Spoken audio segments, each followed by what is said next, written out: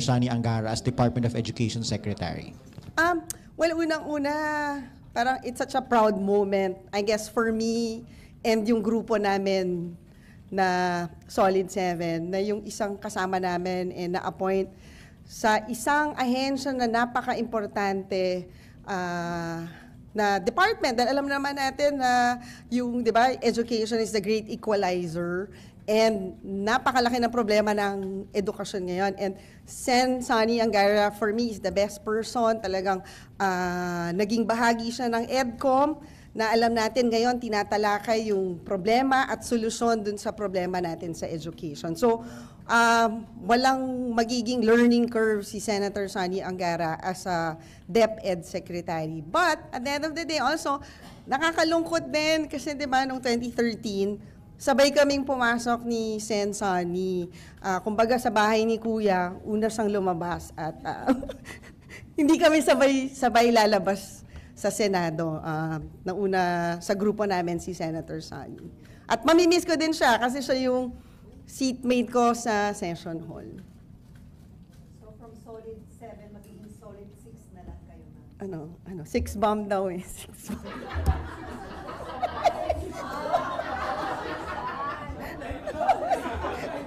Alive ba to? Sorry. Alive ba to? Sorry. Game. Ha? Hindi game. Serious na ulit.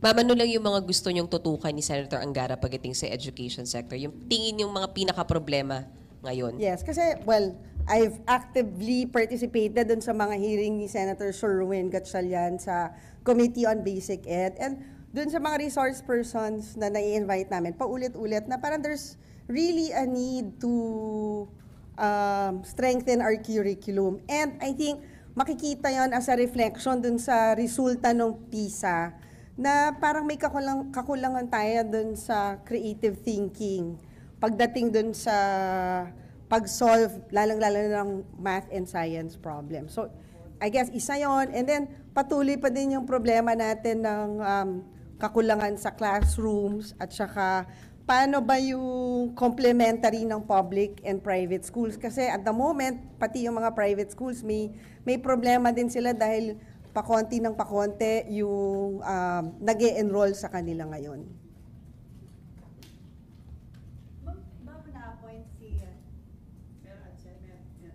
Bago na-appoint si Senator Angara as DepEd Secretary, maraming endorsement ng mga senador.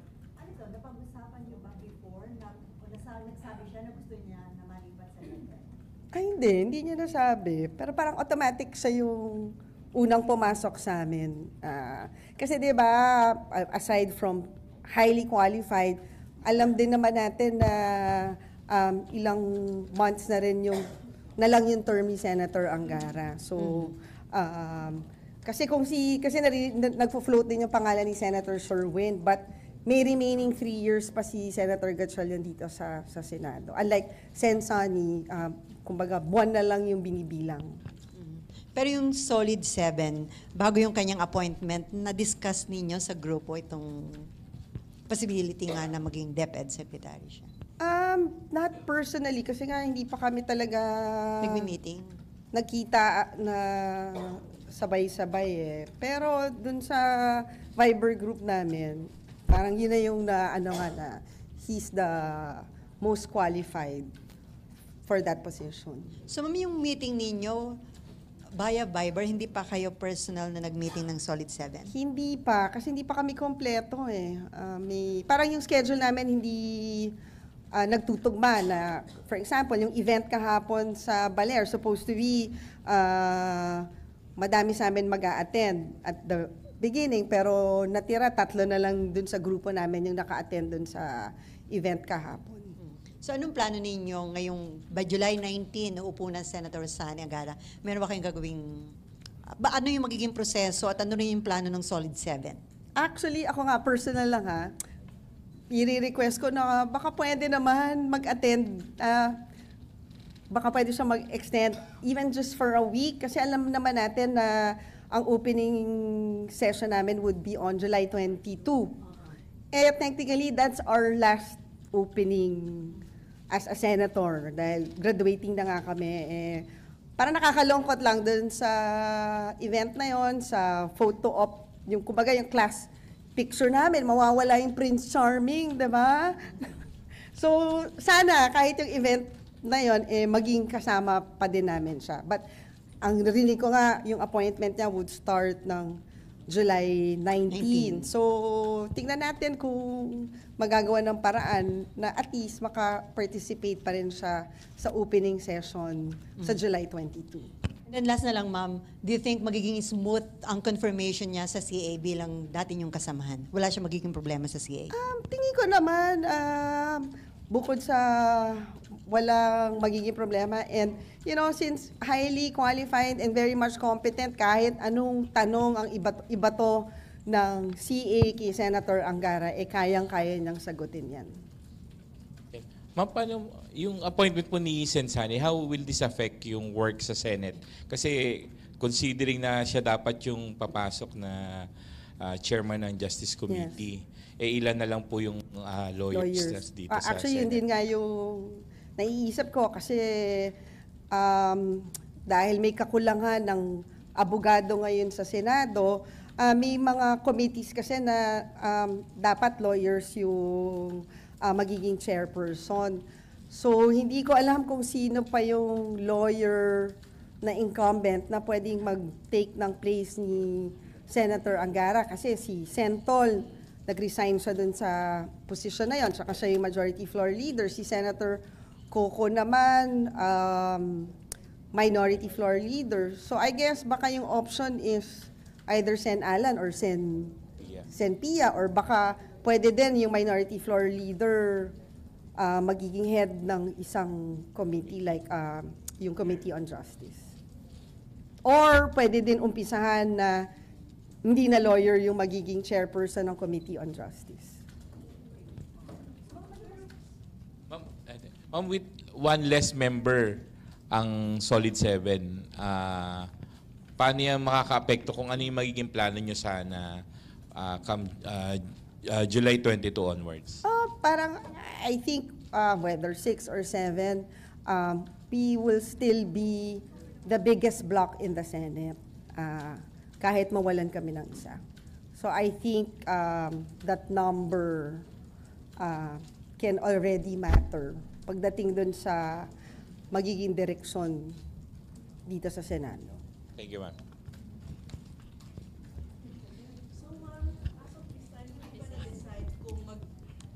Minority o majority ang 6 bam? Hindi talagang wait, natawa naman Inadapt ako. naman, inadapt na ang Inadapt na, uy, joke lang yun. Baka magsayaw ako dito bigla. Wait, naalala ko tuloy yung birthday ko. Di ba parang yun yung sinayaw? Wait. Ay, sorry. Ayaw nga. Anyway, at least, yun ma'am, ano na? So, hindi pa nga kasi yung schedule namin, hindi Hindi pa kami nagtutugma. So, hopefully, bago sana July 22, nakapag-usap-usap na kami. Pero ikaw personally, kung ikaw masusunod, sa tingin mo po?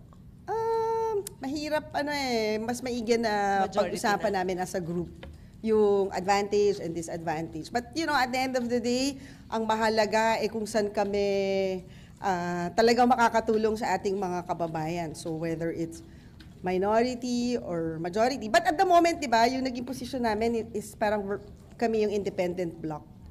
Ma'am, mag-move na ako sa new Senate building. Meron pa daw. Sige. Ma'am, sinabi kasi ni Senator or SP Chis Escudero kahapon na bakit daw kailangan pa ulit-ulit na sinasabi yung Solid 7, yung independent group, and sa kanya ay wala naman daw Solid 7 dahil ang either majority or minority ay pantay-pantay yung pagtingin niya. Ako, di ba kasi tanong kayo ng tanong, binati yun. Ba't daw kasi kailangan pa ulit-ulit na sinasabi ninyo yung Solid 7 na independent group? Kasi di ba parang natatanong kami as a group. But di ba, alam naman natin dito sa Senado, there's always block, di ba? Nung time nila Senator Joker Arroyo, meron silang Wednesday group. Tapos meron din tayo mga partido, yung NP block, PDP block, and Macho block, may showbiz, ano ba yung showbiz? Apat na sikat. So, kaming anim, we also form a group, we're also a block. Hindi naman parang posing like a force to reckon with sa grupo ni SPTs or whatever group. Hindi Hindi naman. naman. Parang Okay. hindi naman ganun yung, we're not positioning ourselves na gano'n na magiging kontra kami dito sa Senado, di ba? Parang ang sa amin, we will always take the position na nakikita namin na it will be good for our country. Yung batas ba na yon makakatulong sa ating mga kababayan or ito bang batas na tinatalakay, ano yung kailangan namin gawin as a group para maayos siya at mapaganda siya para talagang makatulong sa ating mga kababayan. Thank you, ma'am.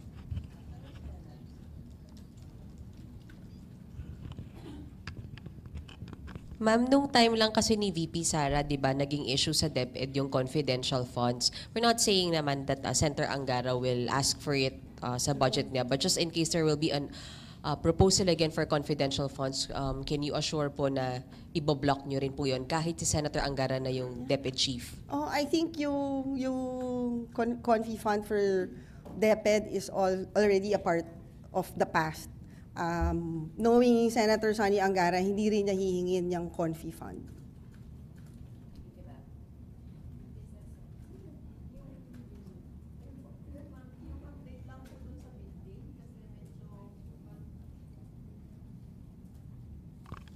Yes, ma'am. Yung sa building daw po, kasi parang natanong ko si Senator Lacson do sa 10.3, hindi din siya familiar. So, yun po. This is yata the first time na magsasalita kayo after nung madaming pag-suspend ng ibang works. Salamat po. Okay, so yung that amount is just a estimate. So technically, it's nothing.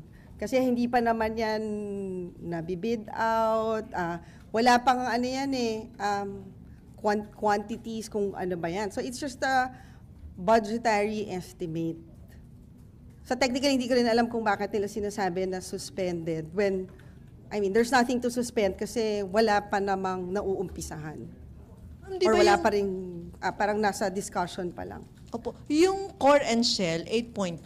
Tapos itong additional na parang for fittings and for ano, mas malaki pa. Yun po Hindi. yata ang 10 point, di ba? No, 8.6 and then And 2.3 yung awarded. Opo. And then, yung pang phase 3 na ito yung sinasabing kinokontra yata. Yung pang phase 3, wala pa yan Kasi pinag-uusapan pa nga kung ano yung magiging component niyan. So pwedeng hindi magamit yung buong amount. Pwedeng kalahati lang. But that is up to the next chairperson to decide kung paano niya gagamitin yung budget na yon. So yung 10 point na kinokontra nila, wala pa naman pala. Wala. Wala pa nga Opo. At The sino nag- amount, a portion of that came from DPWH.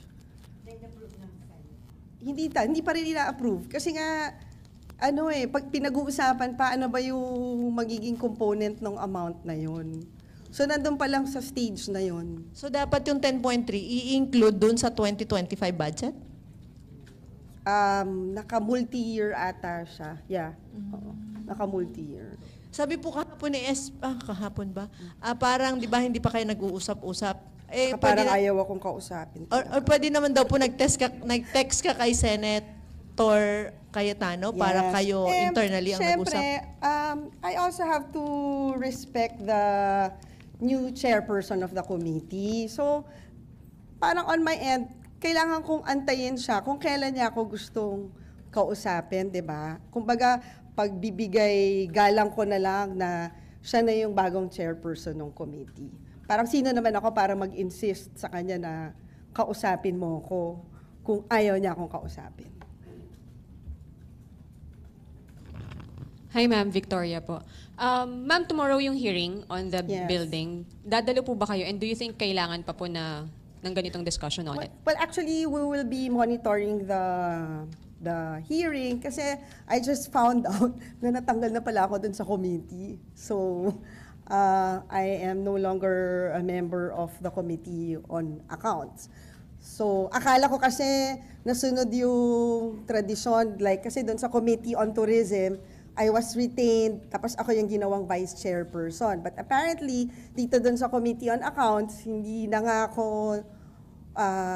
ako ginawang vice chairperson, hindi pa ako ginawang member ng committee. So parang, but at the end of the day, meron din namang tradisyon dito sa Senado na kahit hindi ka member ng committee, pwede ka pa rin naman mag-attend, hindi ka nga lang pwedeng mag-vote at hindi ka rin pwedeng maging part ng quorum. Anong explanation sa inyo, ma'am? Ba't tinanggal kayo? Hindi ko nga alam kasi di ba, hindi nga ako kinakausap.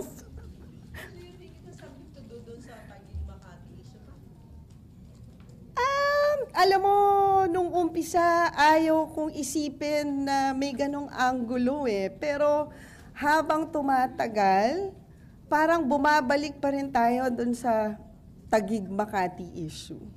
Lalong-lalo na, di ba, na parang alam naman na iniisip natin na tumakbong local. In case na pagbigyan kayo na makausap sila at ma-address nyo, masagot directly lahat ng concern, do you think mapapacify sila at makakonvince na walang issue dito sa tinatayong Senate building? Ako kasi, di ba, going back to the Makati Taguig, going back to 2016, 24 hearings, di ba? Ano ba talaga ang intensyon?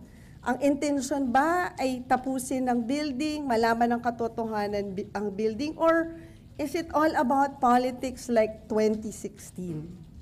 Di ba? Kasi kung makikita nyo, same template, same component.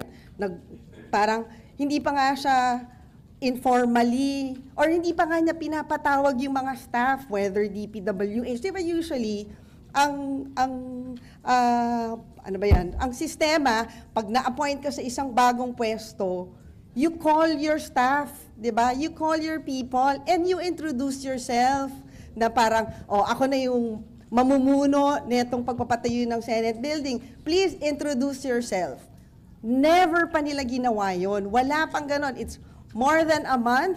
Hindi niya pakilala kung sino yung mga tao na nagtatapos ng building, whether it's DPWH or part of the SCT or yung consultants na hinire. So, wala pa siyang ginagawang ganon. So, kung ganon yung action niya, di ba pwedeng sa malikot na isip, pwede mong isipin, ano pa talagang intention niya? Di ba? Kasi, bakit kailangan magpatawag ng hearing kaagad? I saw a copy of the letter Yung letter niya sa DPWH, parang June 18. So ilang araw, di ba ano yung statement niya na parang hindi siya pinapansin?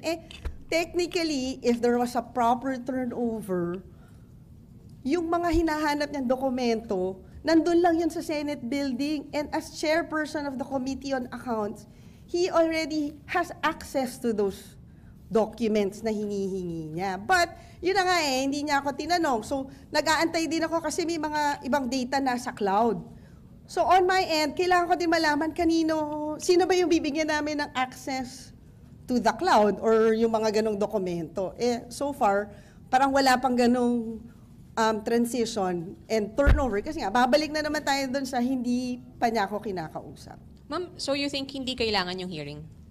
Sa akin, may pwede namang di ba sana bago siya nag-conduct ng hearing, pinakilala niya muna yung sarili niya, tinanong niya yung mga tao, ikaw, director from DPWH, anong function mo dun sa building? Ikaw, ano yung trabaho mo? Hindi niya pa ginagawa yun. So, going back to my experience nung kailan ba nag-umpisa yun? Mga 2015? Na ginamit niya yung hearing sa Senado dahil dyan sa Makati Taguig issue. Eh, di ba yung parang same senator, there's a building, and there's a hearing. Di ba? So, kumbaga may tatlong component na eh. Are you not bothered, ma'am? Hindi ka doon sa possibility na yun? Nakaka lang is bakit kailangan mo gibain yung institusyon just because may ganong Makati Taguig issue. Si former SP Subiri, wala bang plano na mag-intervene para at least the mere fact na under his leadership naman po kayo na muno as Committee on Accounts, wala ba siyang effort na at least kausapin na nga talaga kayo ni Senator Alan Cayetano, kaya ni SP Cheese? Para I don't know din kung makikinig sa kanya. Di ba? Tinanggal nga nila eh. So bukas, ma'am, ma'am, di ba ma'am sabi niyo, parang opportunity nyo to answer directly and publicly yung mga issues. So bukas, kahit hindi na kayo member, pupunta kayo, mag-monitor lang. Sige, mag-monitor muna tayo. Tignan natin kung ano ba yung nagiging direksyon. Kung kinakailangan ba talaga akong bumaba doon or tignan natin kasi baka nga yung hearing tomorrow would be an opportunity para makapag-usap kami. Sayang kasi ang alam ko dapat pinatawag niya yung staff ko this afternoon for a meeting. Sana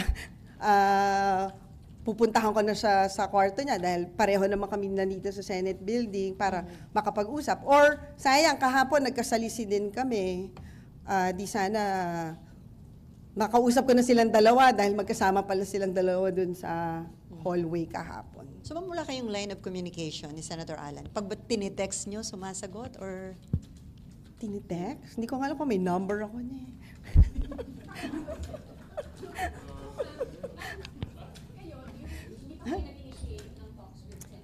Hindi nga kasi nga, di ba, parang syempre, kumbaga,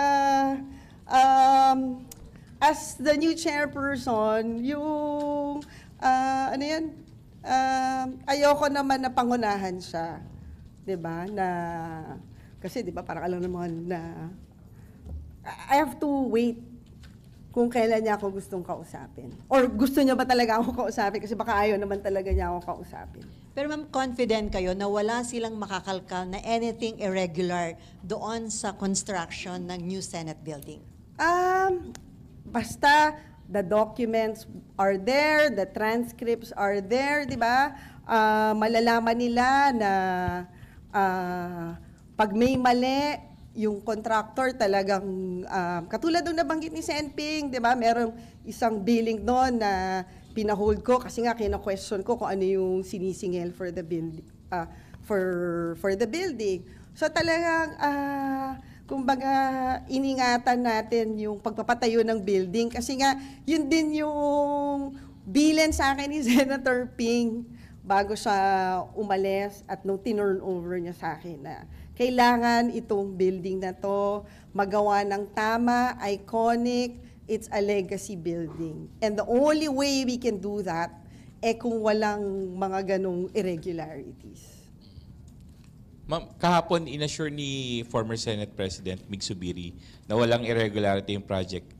Also si SP Chis Escudero mentioned that na wala naman silang binabanggit na allegation ng irregularity. Kaya nagtataka din daw siya bakit may mga ganong reaction.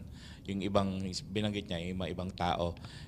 Do you think this, although sinabi nila na walang irregularity, is this a case of the Senate washing its dirty linen in public kung itutuloy yung hearing tomorrow nang hindi pa nag-uusap in private yung mga senators regarding this matter? Kasi nga, di ba, parang ngayon, naisip ka parang ito bang building nagagamit lang kasi meron kaming political issue. Di ba? Which nakakalungkot. Nung una, ayoko maniwala Pero habang tumatagal, parang doon tumutumbok na nagagamit lang yung Senate building for our issue, for his issue. Di ba? At saka hindi, sasagutin ko lang yung sinasabi mo na parang there's no allegations. Irregularity, sinasabi. Parang the way they frame their answer, hindi ganun yung dumadating. And marami rin naman tayong kaibigan na colleagues ko sa Senate. They've been going around and telling stories about me and the building. Kaya hindi totoo na I am being defensive. Di ba? Ang masakit, patalikod niya kaming sinasaksak. Si Senator, Basta. Ganun eh.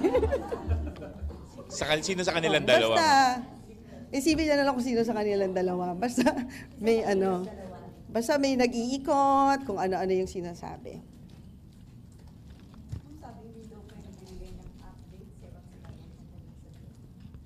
Hindi yun totoo. At the very beginning, nag-present ako dun sa lounge para ipakita yung design, yung interior. And then after that, nagbigay ako ng instruction sa staff ko na isa-isahin niyo yung mga senador, tapos kung gusto nila magpa one-on-one briefing. Na in fact, si Senator Bong, nag-briefing sila.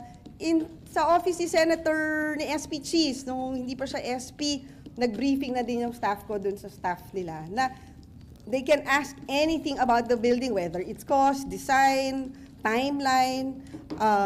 Ang nakakalungkot kasi yung bagong chairperson ng committee, as usual, absent na naman siya. So hindi siya nag-attend nung briefing ko. Di ba? Which hindi ko naman kasalanan. And di ba babalikan ko, magti 3 years na kaming nakaupo. Di ba? Bakit ngayon? And it's not as if hindi ko pinag-uusapan yung building. Di ba? Sa inyo nga, 2 beses na akong nag-briefing sa inyo. Di ba? What more pa sa kanila na, di ba, dapat noon pa lang, they actively participated already. Di sana hindi na-delay ngayon yung project. Dahil ang concern ko ngayon, concerned sila sa cost. Talaga ako, mas nagiging concerned pa ako ngayon sa cost kasi each day na na-delay, hindi naman bumababa presyo ng materyales ng construction, di ba? Yung dollar, magkano na? Yung gasolina, magkano na? So lahat yan, mag-a-add on yan dun sa cost nung construction. Kaya nga, there's a need to do it fast kasi isa yun dun sa way para makatipid dun sa construction.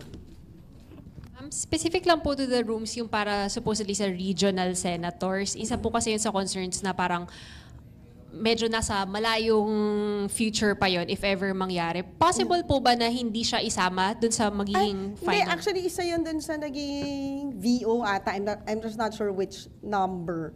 Kasi nga, originally, kasi this was started during the time of Minority Floor Leader Coco, nung siya pa yung SP, and then si Senping yung accounts. So during that time, di ba sa umpisa nung Duterte administration, parang mukhang matutuloy yung federalism. So yung naging original niya is 465, but apparently hindi na nga nasunod yun. So kailangan i-reconfigure yung building para 24 senators na lang yung gagamit nito.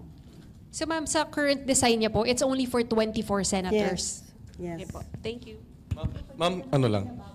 Quick pal. Yes, syempre, every time may ano yun. Each time magpaparedesign, may cost yun. So for example, si Sen Robin, nakita niya na walang prayer room. So isa doon sa naging is to redesign a portion dun sa isang tower to accommodate a prayer room. So may mga ganong kasi yun nga, di ba, parang sa construction naman talagang pabago-bago yan. Ma'am, doon lang sa tawag dito. Ang binabanggit kasi ng grupo ni na Senator Cayetano and Cheese Escudero ay actually yung DPWH lang naman daw yung parang tinatarget, tinutumbok, at hindi naman kayo. But is that something na paniwalaan o actually ay kayo ang target? Ano nga ba yung saying na you fool me once? Ano yun? You fool me. Basta, di ba? Hindi, babalikan ko lang, di ba? Parang, ano yan? You fool me once. Shame on me. You fool me twice. Shame on me. Shame on me, di ba? So, babalikan ko ulit yung nangyari noong 2015 15, di ba? Para nag-umpisa sa ano lang, ito naman yung tinutumbok, tapos hanggang nanganak na kung ano-ano na yung pumasok doon sa hearing. So, syempre, on my end, I have to prepare na, kasi napagdaanan ko na to na parang nade-deja vu na nga ako sa mga nangyayari ngayon na dapat paghandaan ko na hindi na dapat maulit yung ganitong sistema na nagagamit yung Senado for personal, ano ba yan? Ano ba yan? Vendetta? Personal ambition or vendetta. So, yun nga. Sorry, slow. Pero sinabi niyo na it all boils down sa Makati, Taguig City, turf war. So, siguro paki-clarify lang, dahil ba merong binay like you or your sister running for as mayor sa Taguig o ano? Well, nakikita natin scenario. At pwede din siya magpatakbo, di ba? Okay. Thank Diba? Another candidate can enter the picture. Thank you. Which they also have done noong 2016. Thank you. Kailan nyo nakikita yung transfer with the delays? Dati kasi first quarter of 2025. Dahil sa delays po, kailan na po? Nako, pero kung... Ay, parang hindi na. Hindi ko na siya maaabutan. Sayang. Tignan natin kung babalik pa ako. Ma'am, clarify lang po yung sinabi niyong isang senador sowing intrigues against you and yung Senate building. Sorry, Mama. Is it Senator Alan Cayetano? Kasi Ano na lang, mag-ano na lang kayo. Check, makimarites kayo kung sino. is it SP Cheese? Basta makimarites na lang Pero may kayo. isang senador, ma'am, na nagsosow ng intrigue against you and the Senate building, new Senate building. Yeah, That's me correct. and my colleagues. Oh, hindi lang ako. Sa grupo namin.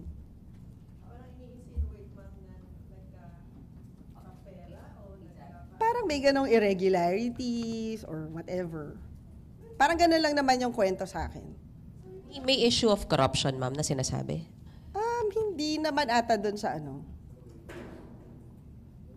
And ma'am, naniniwala kayo na magagawa yun ng senador? Nasiraan kayo or magpedal ng lines? Based sa pagkakakilala niyo po sa kanya? Capable. Ma'am, hindi ba dapat yung names dahil lahat pagsususpensya na Ganon? Mag-imarites yun na lang. Do your homework. Kaso lang, di ba, lungkot lang kasi paalis na nga tayo with barely a year na okay na sana yung samahan tapos parang may mga ganitong gulo-gulo na parang natotrauma ako dito.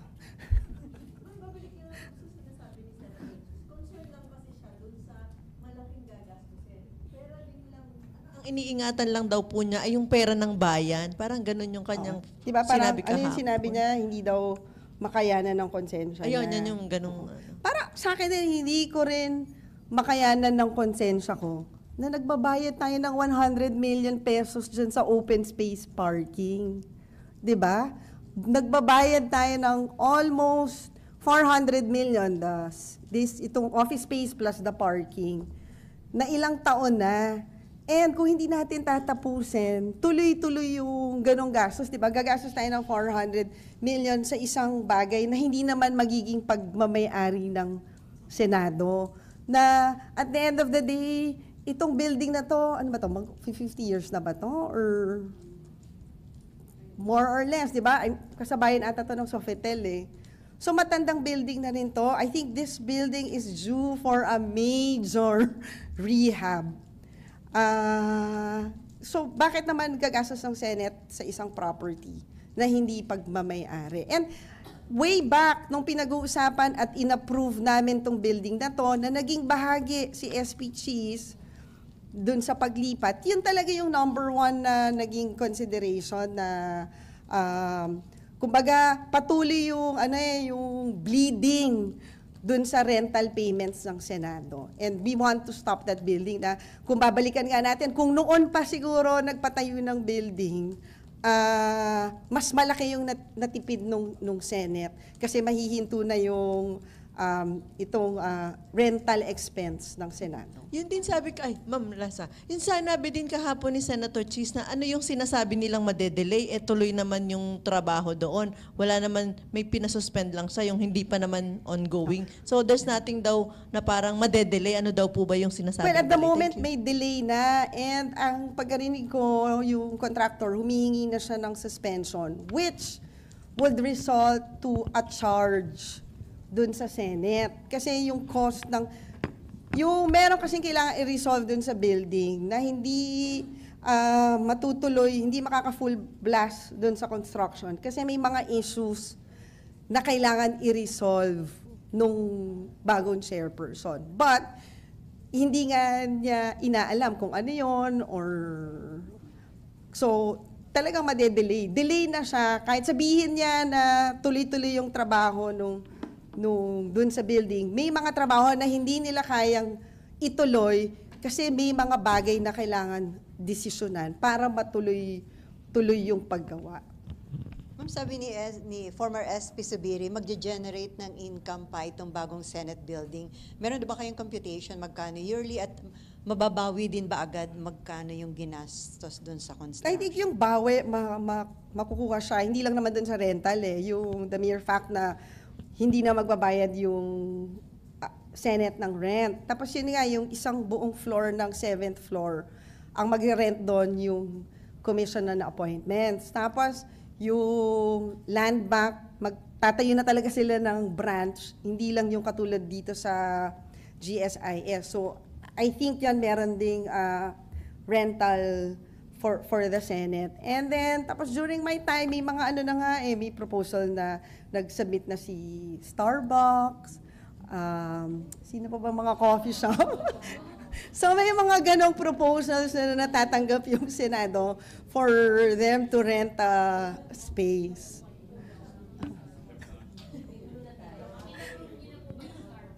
Ay, hindi pa nga hindi pa. Pero nag-submit lang sila ng letter. Hindi ka naman Starbucks saka Coffee Bean ata or Seattle's Best. Basta may mga ganong inquiries about the building. Other issue, ma'am. Okay. Ma'am, any comment doon sa 35 pesos wage hike para sa mga private workers sa NCR bilang possible future Makati mayor? Well, syempre, in a way, we also welcoming 35 pesos. Pero babalikan natin na dito kami sa Senado, pinasa namin yung 100 pesos. So, syempre, yun pa din yung goal namin is mabigay yung additional 100 pesos para sa ating mga manggagawa. So, yun din, isang component din yun na pwedeng additional cost dun sa building, yung pagtaas ng sweldo ng mga empleyado, di ba? No more? Ma'am, on Mayor Alice Go lang. Any comment po sa how things are turning out and ang Office of the Solicitor General sabi nila magpa-file na rin sila ng co-warrant within the month. Well, we welcome yung mga filing. Pero ako si personally, parang medyo nababagalan ako dun sa parang antagal bago sa makasuhan or mahuli, 'di ba? And habang tumatagal, hindi natin alam baka bigla na lang siya mag-disappear or mawala. So, lalong-lalo na ngayon, mukhang hindi na siya mag-a-attend ata or ayaw na niya mag-attend ng hearing. So ma'am, you think she's guilty?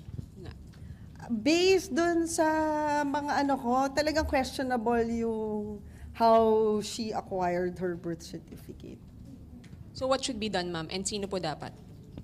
Ayun na nga So dapat yung mga concerned na departments should act already para talagang mapanagot na niya si Mayor dun sa mga ginawa niya.